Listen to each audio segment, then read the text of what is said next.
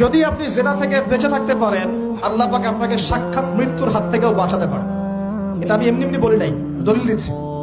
জেনা এমন একটা পাপ, যেই পাপ থেকে যদি কোনো যুবক নিজেকে বাঁচাতে পারে, আল্লাহ পাক তাকে সাক্ষাৎ মৌতের হাত থেকেও বাঁচাতে পারবে ইনশাআল্লাহ। কিভাবে? এটা কিন্তু কোনো গাল গল্প না, এটা বনু ইসরাইলের ঘটনা, সত্য ঘটনা। 3 বন্ধু যাচ্ছে রাস্তা দিয়ে, হঠাৎ করে ঝড়, বন্ধু 3 জন ঢুকে গেল গুহার মধ্যে। কিসের মধ্যে? গুহায়, যে পাহাড়ি এলাকায় আপনারা থাকেন যারা, গুহার মধ্যে। হঠাৎ করে পাহাড়ের পাথর দিয়ে গুহার মুখটা বন্ধ হয়ে গেল। এখন খোলার কোনো অপশন নাই। সবাই বলছে এখন 3 জন, এখন তো আমরা বের হতে পারবো না। সবাই সবার নেক আমলের ওসিলা দিয়ে আল্লাহর কাছে দোয়া করো। কিসের ওসিলা দিয়ে? নেক আমলের ওসিলা দিয়ে দোয়া করতে হয়। হাদিস, মৃত মানুষকে ওসিলা করে তার জন্য নজর মানত জবাই করে দোয়া করতে হয়। নিজের নেক আমলের ওসিলা দিয়ে আল্লাহর কাছে দোয়া করতে হয়। আল্লাহ পাক এখন দোয়া শুনলেন। একজন বলছে, আমি আমার পিতা মাতাকে খুব খেদমত করতাম, তাদেরকে দুধ পান না করে দুধ পান করাতাম না, নিজেও করতাম না, ছেলেদেরকে করাতাম না। আল্লাহ, এই কাজটা তোমার ভালো লাগলে আজকে গুহার মুখ থেকে পাথর সরিয়ে দাও। পাথর একটু সরে গেল। পাথর আল্লাহর কথা শোনে কিনা? শোনে না? সবাই আল্লাহর কথা শোনে। আগুন আল্লাহর কথা শোনে কিনা? ইব্রাহিমের জন্য আগুন ঠান্ডা হয়ে যায় নাই? আচ্ছা, তারপরে আরেকজন দোয়া করছে, আল্লাহ, আমার এক কর্মচারী ছিল, তার বেতন বাকি ছিল, সে বেতন না নিয়ে চলে গেছে, আমি সেই বেতনটা দিয়ে কিছু গবাদি পশু কিনেছি। আস্তে আস্তে গবাদি পশু বেড়েছে, অনেক দিন পর সে এসেছে টাকা চাওয়ার জন্য। তা আমি বলেছি, সবই তোমার, সব নিয়ে চলবে। সে বলেছে, আপনি কি ফাইজলামি করতেছেন আমার সাথে? আমার টাকা আমাকে দেন। বলছে, না, তোমার টাকা দিয়ে আমি এটা কিনেছিলাম, আজকে বংশবৃদ্ধি হয়েছে, সব তোমার, নিয়ে যাও। সে নিয়ে গেল।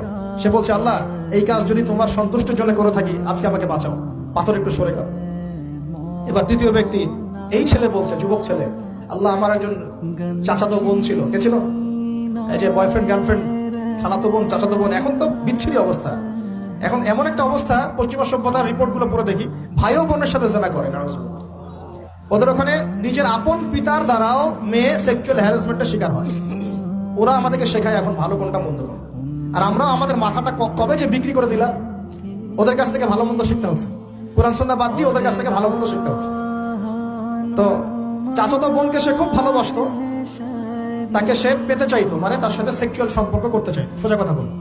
এখন সে মেয়েকে অনেক প্রস্তাব দেয়, সে মেয়ে রাজি হয় না। শেষে বলে, যদি আমাকে 1000 বা 100 স্বর্ণ মুদ্রা দিতে পারো, দিনার, তাহলে আমি তোমার সাথে সেক্স করবো, মানে জেনা করবো। নাউজুবিল্লাহ। তো সেই ছেলে অনেক কষ্ট করে এই টাকাগুলো বা এই দিনারগুলো অর্জন করে, কামাই করে, দিন রাত পরিশ্রম করে, ঠিক আপনারা যেমন করছেন না। তো এরপর সে তার স্বর্ণ মুদ্রা দেয়, দিয়ে বলে যে এখন আমাকে আমার কাজ করতে দাও। তখন সেই মেয়ে রাজি হয়। ঠিক যে মুহূর্তে তারা সেক্সুয়াল সম্পর্কটা করবে, ঠিক ওই মুহূর্তেই এই মেয়ে বলে ওঠে, হে আল্লাহর বান্দা, আল্লাহকে ভয় করো। আমি সারা জীবন আমার সতীত্বকে ধরে রেখেছি, কাউকে দেইনি। আমি কারোর সাথে এরকম অন্যায় করি নাই, আমি খারাপ মেয়ে নই, তুমি আমার ইজ্জতটা নষ্ট করো না। কে বলছে কথা? মেয়ে। ওই অবস্থা থেকে কি একটা ছেলের উঠে আসা সম্ভব? এটা কি এতটাই সহজ? এটা কিন্তু সহজ না।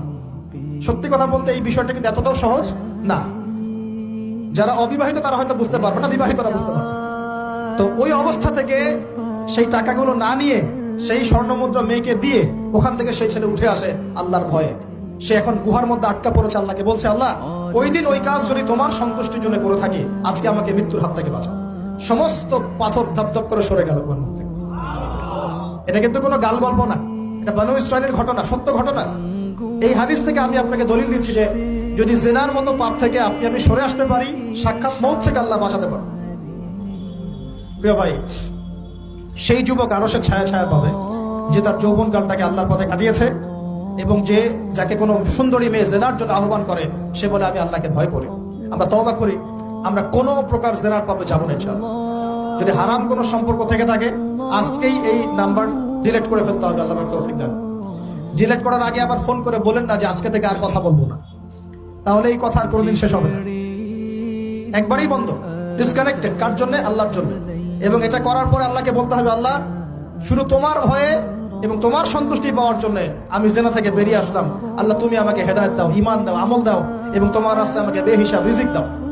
এবং নেককার কুমারী, নেককার প্রেমময়ী, তাকওয়াবান, মুত্তাকি একজন স্ত্রী আল্লাহ তুমি আমাকে দান করো। ইনশাআল্লাহ আল্লাহ পাক আমাকে দান।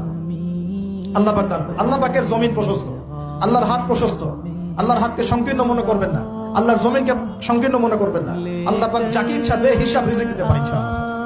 আল্লাহ পাক আমাদের সবাইকে বেহিসাব রিজিক দান করুন বলি আমিন।